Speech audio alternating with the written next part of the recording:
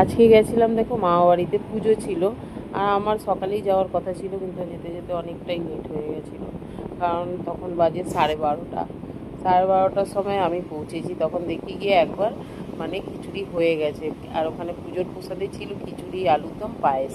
তো ওনারা যারা পুজোর মধ্যে বসে আছে, যারা মানে কীর্তন করছে, নাচ গান করছে, তাদের জন্য এখানে প্রসাদ বার করে দিলাম। আমি বললাম তাহলে অনেক লেট হয়ে গেছে, তা আমি এই কাজগুলো করি।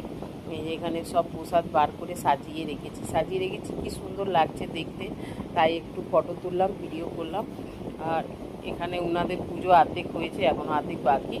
আর কারণ পুজো শেষ হতে না হতে সবাই বাড়ি যাওয়ার জন্য এত তাড়াহুড়ো লাগিয়ে দেয় না এই পুজোটার মধ্যে, আর মানে প্রসাদ ঠিক করে দেওয়া হয় না।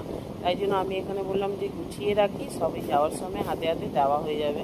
এই জন্য প্রসাদগুলো গুছিয়ে রেখেছি, এবার বাড়ি যাওয়ার সময় সবাইকে হাতে হাতে প্রসাদ দেওয়া হয়ে যাবে। যতক্ষণ পুজো করলো ততক্ষণ এখানে প্রসাদগুলো সাজানো হয়ে গেছে ভালো করে, সুন্দর করে।